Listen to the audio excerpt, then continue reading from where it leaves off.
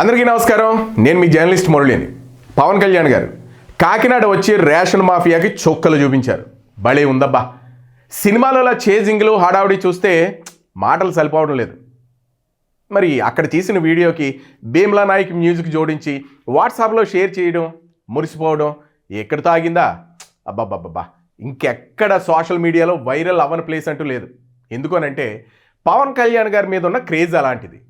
మరి పవన్ కళ్యాణ్ గారికి మనం సపోర్ట్ చేసినట్టేనా? సరైన మద్దతు మనం ఇచ్చేసినట్టేనా? మన వంతు బాధ్యత తీరిపోయిందా? ఒక ఉప ముఖ్యమంత్రి పదవిలో ఉన్న వ్యక్తిని మరి కుంటి సాకులు చూపుతూ దొంగతనంగా స్మగ్లింగ్ చేస్తున్న రేషన్ బియ్యాన్ని పట్టుకోవడానికి వెళుతున్న ఈ ప్రజానాయకుడిని అడ్డుకోవడానికి చెయ్యని ప్రయత్నాలంటూ లేవని సాక్షాత్తు పవన్ కళ్యాణ్ గారే చెప్పారు కదా. మీరు చూసే ఉంటారు, వాట్సాప్లో వచ్చాయి కదా. అసలు పవన్ కళ్యాణ్ రేషన్ మాఫియా తరలిస్తున్న బియ్యాన్ని పట్టుకుపోతున్న షిప్ దగ్గరికి వెళ్ళడానికి గంట సమయం పట్టింది. మరి ఈ గంట వ్యవధిలో పవన్ కళ్యాణ్ గారు వెళుతున్న పడవలో ఏం జరిగిందో మీకు తెలుసా?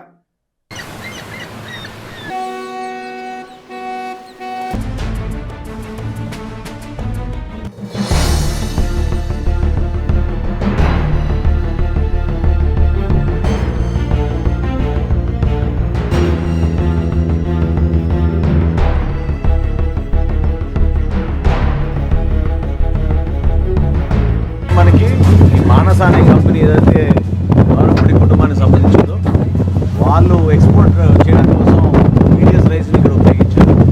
చాలా స్పష్టమైన ఆధారాలు మనకి దొరికినాయి సార్. అలాగనే ప్రాపర్ సూపర్విజన్ లేని కాడికి ఎనీథింగ్ కెన్ హ్యాపెన్ కదా. ఈరోజు today it is rice, tomorrow it can be for national security threat కూడా ఉన్నట్టే కదా. Suryashri rice mill, Sai Bhaskar exims, Manasa quality enterprise, Sri Manasa quality enterprise limited. Who is the boss? Ex MLA గారి brothers.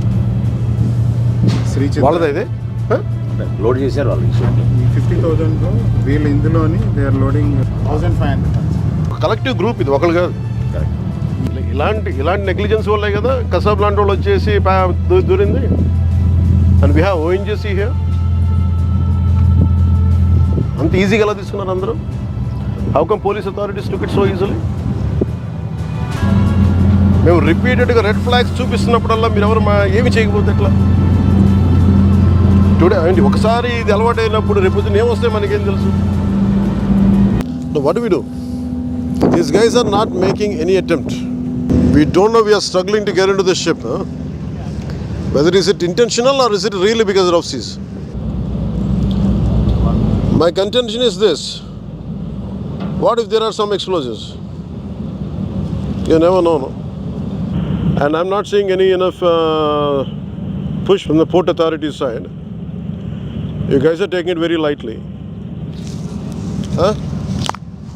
You guys are taking it very lightly. Whether they go according to international, I don't care. Is of business అంటే స్మగ్లర్స్కి is of smugglers కాదు కదా. There is an entire eco system supporting smugglers in Kakinada port. That's what my contention is. What you say? Stern action will be taken on you. I won't leave it. I won't leave it. Let's go. నేను అంటుంది ఇదే, దానికి చేయగలిగిన మీరు దాన్ని చేయలేకపోతాం. That shows it's your intentions are very clear కదా. మీరు ఏం చేయాలి? ఇక్కడ దాకా తీసుకొచ్చి you could have sent 3 ships lash down to like that. They would have been ready if they are sincere enough. ఏమి కనిపించట్లా. Do you think this all about public distribution system rice? Do you know how dangerously you guys are operating? అంటే private port అంటే accountability లేదని ఎందుకు అనుకుంటారు? అంటే మీరు కంపెనీలు కొని పోర్ట్లు పెట్టి ఇన్వెస్ట్ చేస్తే ఏదైనా చేసేయచ్చా?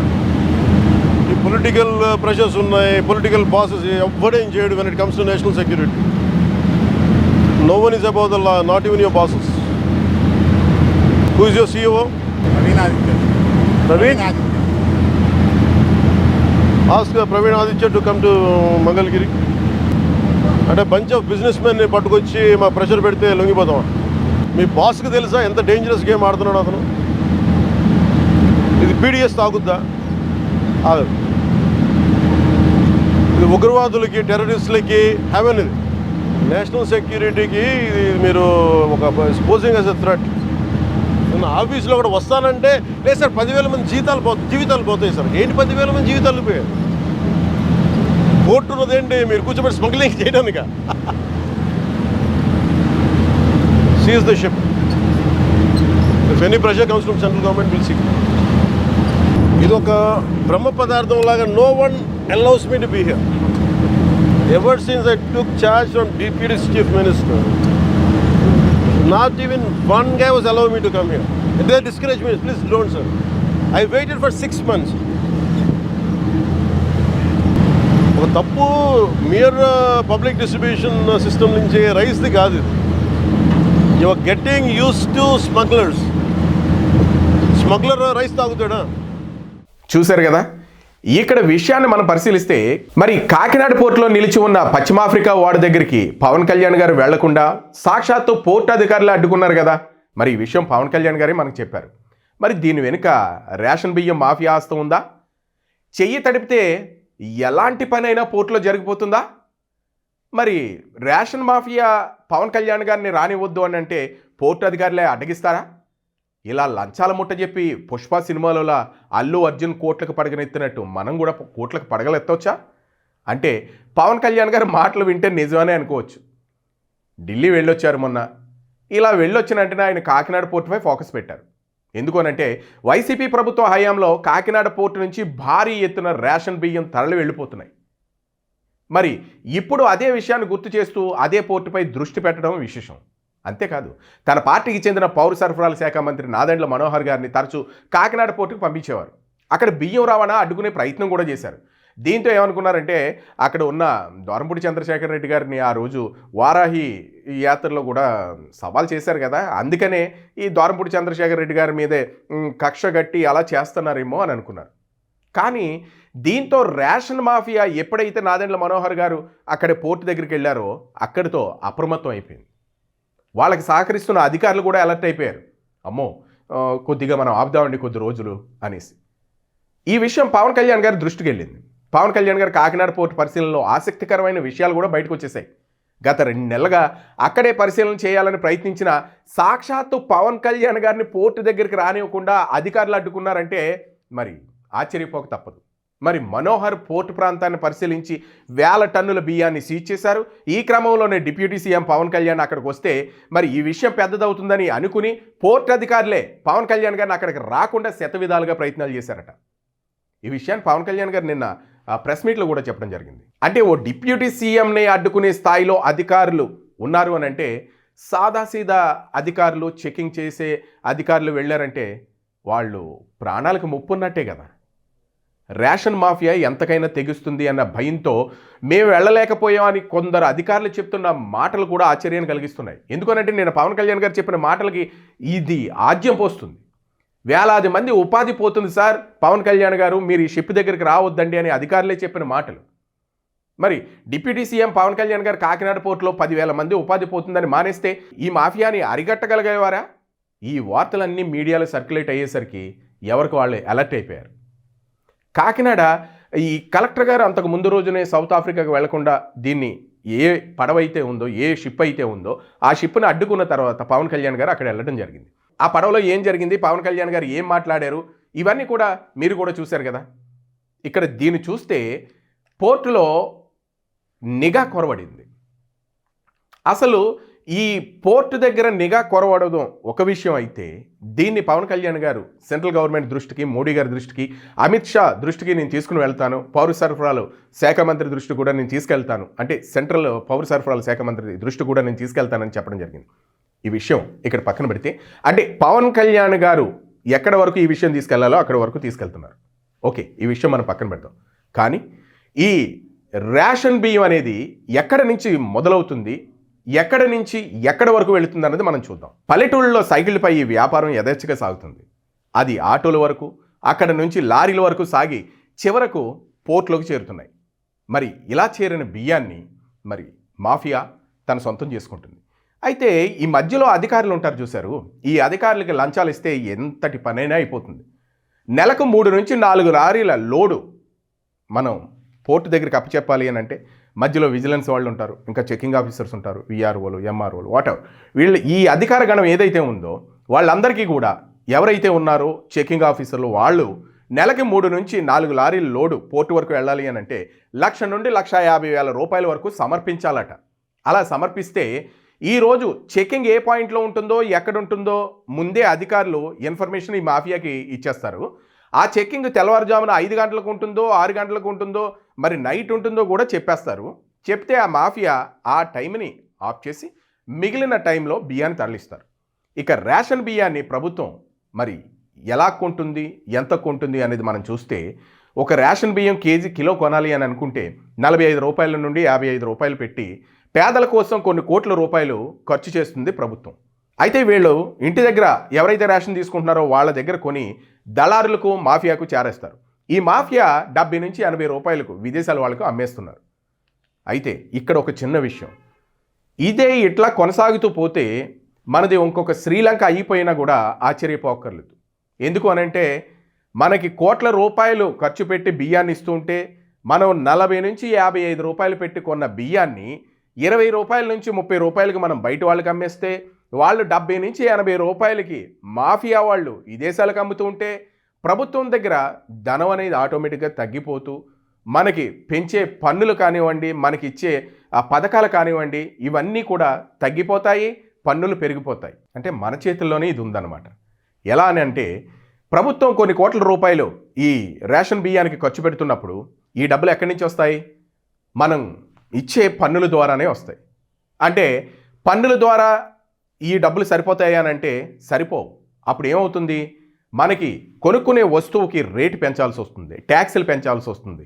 లేదు మనం ఎక్కడైతే ఏదన్నా తీసుకోవాలి, ఏదన్నా రిజిస్ట్రేషన్ చేయించుకోవాలి, ఏదన్నా ఒక పొలం కొనుక్కోవాలి, లేదా ఒక స్థలం కొనుక్కోవాలి, లేదా ఒక అపార్ట్మెంట్ కొనుక్కోవాలి, ఇట్లా మనం ఏదైనా ఒక ధనాన్ని మనం పోగేసుకోవాలి అని అనుకున్నప్పుడు స్టాంప్ డ్యూటీలు పెరుగుతూ ఉంటాయి, స్టాంప్ ఛార్జీలు పెరుగుతూ ఉంటాయి.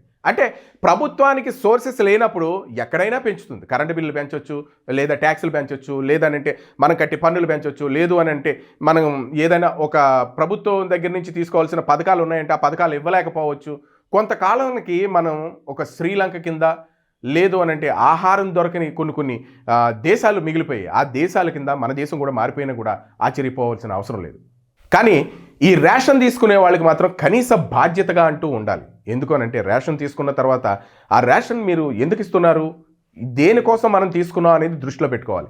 పేదలు ఎవరైతే ఉన్నారో వాళ్ళు కడుపు నిండా భోజనం చేయడానికి మాత్రమే ఈ రేషన్ అనేది ప్రభుత్వం ఇస్తుంది. ఈ ప్రభుత్వం ఇచ్చిన రేషన్ సక్రమంగా పేదలకు అందుతుందా లేదా అన్నది మన అంతరాత్మను మనమే ప్రశ్నించుకోవాలి. ఎందుకు అని అడుగుతున్నానంటే ఇందులో దిగువ మధ్యతరగతి వాళ్ళు, ఎగువ మధ్యతరగతి వాళ్ళు ఉన్నారు. దిగువ మధ్యతరగతి వాళ్ళు ఈ రేషన్ బియ్యం తింటున్నారు, ఎగువ మధ్యతరగతి వాళ్ళు అమ్మేసుకుంటున్నారు. అది ఎట్లా అంటే ప్రభుత్వ పథకాలకు రేషన్ కార్డుని ముడిపెట్టడం జరుగుతుంది ప్రభుత్వాలు. ఇలా ముడిపెట్టడం వల్ల ఎగువ తరగతి వారు సైతం రేషన్ కార్డు వదలడం లేదు. ఎందుకంటే తెల్ల రేషన్ కార్డు ఉన్నవారికే కొన్ని పథకాలు ఉన్నాయి. అంటే ఆరోగ్యశ్రీ కానివ్వండి, లేదా కొన్ని పథకాలు కానివ్వండి. ఎగువ తరగతి వాళ్ళు ఏం చేస్తారంటే వాళ్ళు రేషన్ బియ్యానికి ఎక్కువ, ఆరోగ్యశ్రీ కార్డుకి తక్కువ. ఇలా నేను ఎందుకు ఉచ్చరించానంటే రేషన్ బియ్యం వాళ్ళకి అవసరం ఉండదు, వాళ్ళు స్వతహాగా కొంచెం కాస్ట్లీ బియ్యాన్ని కొనుక్కు తింటారు. ఆరోగ్యశ్రీ కార్డులో ఎన్నో ఆరోగ్య సేవలు పొందుతూ ఉంటారు. అవి 2 లక్షల నుంచి 5 లక్షల రూపాయల మధ్యలో ఉంటాయి. దీనికి వాళ్ళకి స్తోమత సరిపోదు. అందుకని ఈ తెల్ల రేషన్ కార్డు వదులుకోరు. ఈ తెల్ల రేషన్ కార్డు వదులుకోకపోవడం వల్ల ఈ బియ్యం పక్కదారిన పడుతున్నాయి. మరి ఈ ఆరోగ్యశ్రీ కార్డు వర్తించదేమో అన్న భయం చప్పుని ఈ ఎగువ మధ్యతరగతి వాళ్ళు ఎవరైతే ఉన్నారో వాళ్ళు ఈ కార్డుని, రేషన్ కార్డుని వదులుకోలేకపోతున్నారు. మరి ఈ కార్డు ఎక్కడ పోతుందో అనే రేషన్ కార్డు వదులుకోవడం వాళ్ళకి ఇబ్బందిగా అనిపించే మరి ఈ రేషన్ తీసుకోవడం, అమ్ముకోవడం జరుగుతుంది. అయితే ఇక్కడ 2 పద్ధతులు ఉన్నాయి. ఒకటి, అది ఎలా అమ్ముతున్నారంటే రేషన్ ఇచ్చే డీలర్ ఎవరైతే ఉన్నారో అతనికి బియ్యం వద్దు అని చెప్తే కేజీకి 20 రూపాయలు చొప్పున 5 కేజీలకి 100 రూపాయలు డబ్బులు ఇచ్చేయడం జరుగుతుంది. అంటే ఏ డీలర్ అయితే ఉన్నారో ఆ డీలర్ డబ్బులు ఇస్తూ ఉంటే ఈ డీలర్ దగ్గర బియ్యం మిగిలిపోతూ ఉంటే డైరెక్ట్గా కొందరు డీలర్లు ఎవరైతే ఈ రేషన్ మాఫియాకి బియ్యం అమ్ముతున్నారో ఆ డీలర్లు ఈ విధంగా కొత్త పందాన్ని వెతుక్కుని రేషన్ బియ్యాన్ని పక్కదారిని పట్టిస్తున్నారు. ఇక రెండోది, గ్రామాల్లో తిరిగే చిరు వ్యాపారులు వీళ్ళు బియ్యాన్ని కొనడం, ఈ బియ్యాన్ని తక్కువ రేటుకి కొని ఎక్కువ రేటుకి దళారులకు అమ్మడం, ఆ దళారుల దగ్గర నుంచి పోర్టుకి చేరడం, ఇంత పని జరుగుతుంది. అయితే ఇక్కడ ప్రభుత్వం కట్టడి చేయాలి అని అంటే రేషన్ బియ్యం కట్టడి చేస్తే సరిపోతుందా? మరి పేదల పని ఏంటి? పేదలు బ్రతుకు ఎలా బ్రతుకుతారు? ఆ బియ్యం మీద బ్రతికే వాళ్ళు ఎంతోమంది ఉన్నారు. మరి అందరికీ పోతుంది కదా. అయితే ఇక్కడ ప్రభుత్వం చేయాల్సిన కొన్ని పనులు ఏంటంటే రేషన్ కార్డుతో పని లేకుండా కొన్ని పథకాలను వర్తింపజేసే మార్గదర్శకాలు తయారు చేయాలి. అలాగే బియ్యం వద్దు అనుకునే వారికి నేరుగా ప్రభుత్వమే వారి ఖాతాలో డబ్బులు అందించే మార్గదర్శకాలను పొందుపరచాలి. ఇలా చేయడం వల్ల చాలా వరకు ఈ రేషన్ మాఫియాని మనం అరికట్టచ్చు. అట్లాగే ఎవరికైతే ఎగువ తరగతి వాళ్ళకి రేషన్ అవసరం లేదో వాళ్ళకి కనీసం పథకం ద్వారా లేదు ఆ రేషన్ బియ్యం ద్వారా కొద్దిగా డబ్బులు ఇచ్చినట్టు, లేదు వాళ్ళ కార్డు వదులుకోలేకపోయినా ఇలాంటి రేషన్ బియ్యం పక్కదారిని పట్టకుండా ఉండడానికి చూడటానికి ఆస్కారం అవుతుంది. ఇంకొక విషయం ఏంటంటే చాలామంది పవన్ కళ్యాణ్ గారు ఏ పని చేసినా సరే దానికి మద్దతు విషయం పక్కన పెడదాం. అంటే అతను ఉప ముఖ్యమంత్రి అయిపోయారు కదా, అతను ఏదైనా చేయొచ్చు అనే ఆలోచనలో ఉన్నారు. కానీ ప్రజాబలం కూడా చాలా అవసరం. ఈ ప్రజాబలంతోనే అటువంటి నాయకులు ఎంతటి పనైనా చేస్తారు. ప్రజాబలం లేకుండా పవన్ కళ్యాణ్ గారు నడిస్తే దానికి ఒక బీజీ వేసి దానికి ఒక మ్యూజిక్ వేసి ఆ మ్యూజిక్తోనే వాట్సాప్లోను అలాగే ట్విట్టర్లోను ఫేస్బుక్లోను సోషల్ మీడియా మనకు ఉంది కదా, ఈ సోషల్ మీడియాలో షేర్ చేయడం, ఆనందం పడిపోవడం, అక్కడితో మన బాధ్యత అయిపోయినట్టు కాదు. ఇటువంటి వాళ్ళకి మనం సపోర్ట్ చేయాలని అంటే ఈ రేషన్ బియ్యం అనే కాదు, ఏదైతే స్మగ్లింగ్ చేయబడుతుందో, ఏదైతే ప్రజలకి చెందకుండా మాఫియాలకు చెందుతుందో వీటన్నిటిలోనూ కూడా సగటు భారతీయుడిగా మన బాధ్యత ఎంతైనా ఉంది. ఇటువంటివన్నీ కూడా అధికారుల దృష్టికి తీసుకుని వెళ్ళడం, లేదు నాయకుల దృష్టికి తీసుకుని వెళ్ళడం, లేదు నాయకులే ఇటువంటి వాటిల్లో ఉన్నారు అని అనుకుంటే వీళ్ళ పై నాయకుల దగ్గరికి తీసుకుని వెళ్ళడం, చాలా ఆస్కారాలు ఉన్నాయి, చాలా సోర్సెస్ ఉన్నాయి. ఇట్లా మన వంతు కృషి మనం చేయడంలో కూడా చాలా వరకు ఇట్లాంటి రేషన్ బియ్యమే కానివ్వండి, లేదా గంజాయే కానివ్వండి, లేదు ఇంకా ఏదైనా మార్గద్రవ్యాలే కానివ్వండి, దేన్నైనా సరే మన వంతు బాధ్యతగా మనం చేస్తే వాటిని అరికట్టడం ఎంతో సులువు అవుతుంది.